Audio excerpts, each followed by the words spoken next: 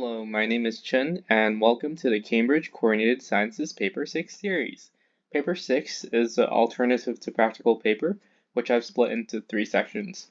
In the first video, we'll be talking about the test for ions, gases, and biomolecules, whereas in the second video, we'll talk about investigation planning, which is a 6-mark question that comes up every year on one of the sciences. And in the last part, we'll talk about drawing graphs, experimental methodology, as well as calculations.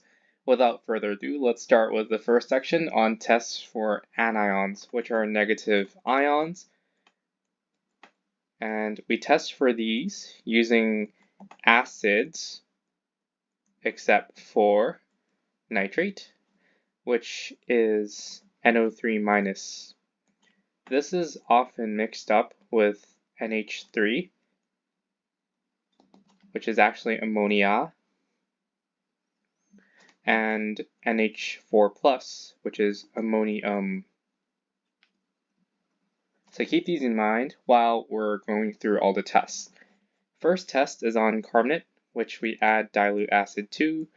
This could be dilute hydrochloric acid, could be dilute nitric acid, doesn't matter, because acids will react with carbonates, such as sodium carbonate, to produce carbon dioxide, a salt, and water.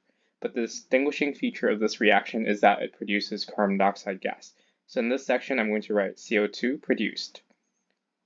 Next, for chloride and bromide, these are group 7 halide ions that carry a 1- charge. I first add nitric acid, HNO3, to mop up any ions such as carbonates that can interfere with my test. Then I am going to add silver nitrate, which is AgNO3, to produce either a white precipitate or a cream precipitate. The white precipitate is silver chloride, and the cream precipitate is silver bromide. Remember that a precipitate is just simply an insoluble solid. It doesn't dissolve in solution. And for nitrates, remember this is the exception to the rule. We're going to use a strong base, first sodium hydroxide solution, NaOH. Then we need to add aluminium foil, which is Al, followed by some gentle warming, producing ammonia gas, which is NH3.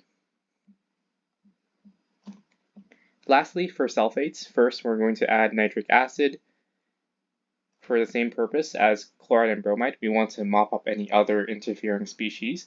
Then we're going to add barium nitrate, which is BaNO3 2, and this will produce a white precipitate of barium sulfate. Next are the cations, which are positive. We test for these using either sodium hydroxide solution or aqueous ammonia solution, but we could also perform flame tests to determine the identity of the cations, which we'll talk about in a few seconds. First, ammonium will react to the sodium hydroxide solution to produce ammonia gas when we warm it. Then then ammonia solution will not react with ammonium, so there's no effect. For calcium, we'll get a white precipitate when it reacts with sodium hydroxide, a blue precipitate with copper, a green precipitate with iron 2+, and a red-brown precipitate with iron 3+. Remember, all these are going to be insoluble in excess, meaning that adding excess sodium hydroxide solution will not dissolve the solid. So that's what insoluble in excess means. Lastly, we will have zinc 2+, which is the ion that produces a white precipitate, and it is soluble in excess in both sodium hydroxide solution and aqueous ammonia solution. giving us a colorless solution because the white precipitate will dissolve when you add excess ammonia or sodium hydroxide solution. So this ends up with a colorless solution. Then for iron 2 plus and 3 plus, we get the same results when we add ammonia solution. So I'm going to just write same.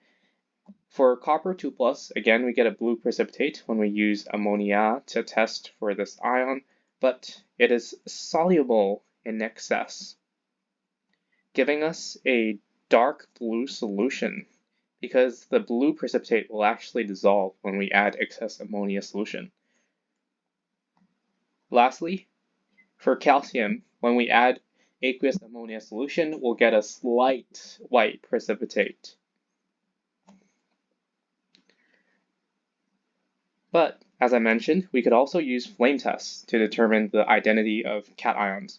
First, we'll need nichrome wire, which is an inert wire that's immersed in the sample, followed by a blue Bunsen flame, which we put the nichrome wire over, producing a signature color depending on the ion inside our sample. Lithium plus ions will produce a red-colored flame. Sodium, Na+, will give us a yellow flame. K+, potassium, gives us a lilac flame, whereas U2+, copper 2, will give us a blue-green flame. For gases, remember ammonia is a base, therefore it will turn damp red litmus paper blue. So damp red litmus goes blue. Carbon dioxide will make lime water go milky because the milky precipitate is actually calcium carbonate. Chlorine will bleach damp litmus paper, while hydrogen will ignite with the squeaky pop when we use a lit splint. So lit splint gives us a pop, and oxygen will relight a glowing splint. That's it for chemistry. Now to biology. Tests for biomolecules. Remember, starch and reducing sugars are examples of carbohydrates. These are going to contain the three elements carbohydrates. These are going to contain the three elements carbon, hydrogen, and oxygen, whereas proteins are the only food substance that contains nitrogen aside from the three elements, and fats and lipids also contain the three elements carbon, hydrogen, and oxygen. Tests for starch will be using iodine, which starts off brown, so negative is just the initial color of the solution. If there is starch, for example in potato starch, and we add iodine to it, it will give us a blue-black color. For reducing sugars, we're going to use Benedict's solution. Then we need to warm the mixture in a water bath. So be careful not to use any flammable substances nearby. For the initial color, it's blue. When there's reducing sugars, there are two different colors. In high concentration of reducing sugars, we get a red color. In low concentrations of reducing sugars, we'll end up with a green color.